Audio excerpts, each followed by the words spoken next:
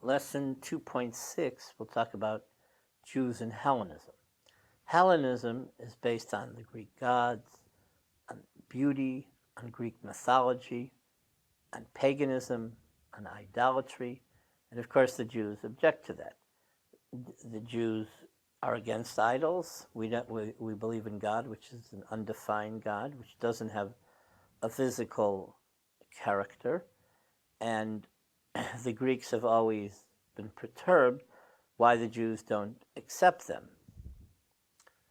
Of course, we only believe in one God. We don't believe in Zeus. We don't believe in Athena.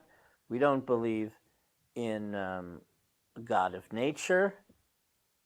In Jewish tradition, we relate to these issues, and we relate to the Greeks in believing in these things, but it's more a point of contention and a polemic.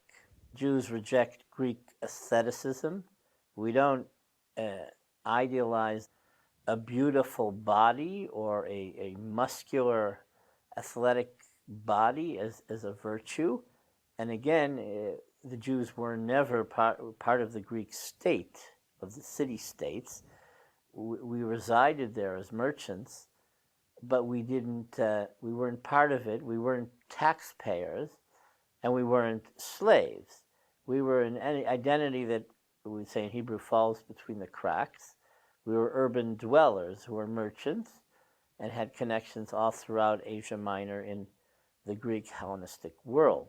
The Jews were intelligent people. They aroused the curiosity of a philosopher like Aristotle. So there was Clearchus of Soli, who related to the encounter of Aristotle and a Jew. He conversed with us and with other philosophical persons and made a trial of our skill in philosophy. And as he lived with many learned men, he communicated more information than he received from us.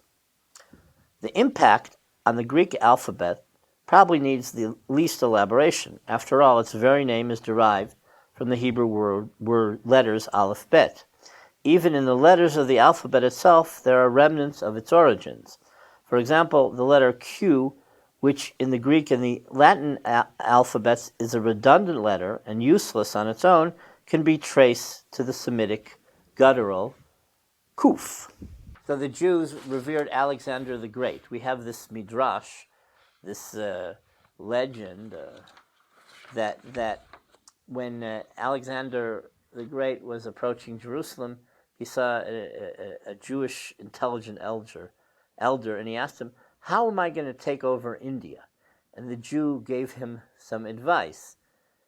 This is obviously fiction, but it's a legend in both cultures. Many Jews name their children Alexander, but he was a Hellenist who actually wanted to Hellenize us. He wanted us to believe in this glorious Greek culture of mythology and gods and idols.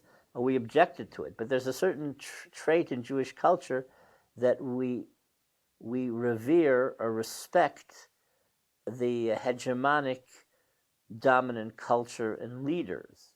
And so because of this reverence that the Jews have toward the sovereign, they are respected. We have some exemplary figures like the Einsteins, etc., or Rambam, and so we're revered by a lot of these cultures, and in turn we revere these cultures, even though we combat a lot of their traits. So the Sfaradim, particular Rambam, were influenced by Greek philosophy, by Aristotle, and Aristotelian Syrian philosophy. It also is part of a Kabbalistic analysis. This is our tradition, but the Rambam, in one hand, was much more liberal and tolerant. In many ways, he was very staunchly conservative, and you could even say reactionary. But he is part of the Sephardic tradition of law, but also tolerance, and also being open to other ways of thought. A Salonican 16th century Rabbi Moshe Almoznino, who also invented an astrolabe, a mathematical instrument for navigation and calculation. He also translated Aristotle's Ethics into Judeo-Spanish. In the Ashkenazi world, that wouldn't have never happened. That was a modern secular trait, but in Sephardic tradition since Spain, that was integrated into religious thought. Now, there are Jews who are what are called philo-Hellenists. They're friends of Greek culture. So there were, even though terrible things happened in the Greek Revolution, there were Jews who volunteered to fight for Greece to get its independence and for Greece to be recreated as a democratic, enlightened republic or country. Now, the Jews also fought, many of them were foreigners, for Greece in various wars. For example, in 1897, in one of the wars against the Ottoman Empire, there was a Marco Baruch, a Sephardic young man from Bulgaria, who fought for Greece for the ideals of a modern, progressive, nationalist country, and he fell. And so he became sort of like a minor folk hero of those who know about him.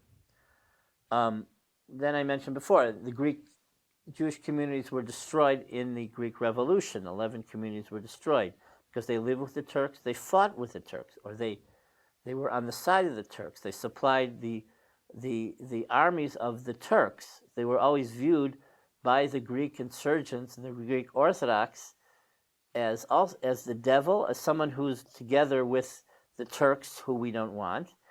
Now, there's a paradox here, because the Greek Orthodox were actually the main minority revered religious group under the Ottomans. Okay? And they weren't backward. They were the most progressive and the most talented, and they benefited the most from the Ottoman culture. But those, when people were in the late 18th century, 19th century, when these romanticists wanted to create their own countries, to act out their own cultures, so they rebelled against the Ottoman Empire. But the Jews defended the Ottoman Empire. When the Jews were under Venice, they defended Venice and opposed the Ottomans who attacked. But when the Ottomans were already established and the Jews did well in this system that gave the Jews autonomy and religious freedom, the Jews defended the Ottomans. So the Greeks are going to really be angered by the fact that the Jews don't want to be part of the Greek Revolution. This continues. Even in 1909, there were 10 merchants from Yanina whose ears were cut off because the Jews didn't want to be part of the Greek revolutionary movement, and the ears were put in a letter and said to the Jews, this is what's going to happen if you continue resisting joining our struggle. And the Jews continued resisting the struggle. This didn't deter them, but these are the tensions. But on the other hand, the Jews in the west of Greece, in the Ionian Islands, they were originally part of Venice, and then they were part of a harsh British colonial rule. The Jews had to do forced labor in road work. So the Jews in 1864 looked forward to Greek rule. For them, it made life much better. But then there were tensions. Wherever there were too many Jews, the Jews were politically threatening to the population. So in local politics in Corfu, where the Jews had previously had 2 mayors, they were like a thorn in the urban society, and there were large-scale blood libels in 1891. So I call the relationship between the Jews and the Greeks harmony and disharmony. It works both ways. It works well in terms of influences. You can't have knowledge and you can't excel without 2 pillars, Athens and Jerusalem. Jerusalem is a Jewish tradition, and Athens is Greek knowledge and democracy. And both of those go hand in hand. In reality, in modern history, it doesn't play out like that. But as ideals and in education, these are 2 poles.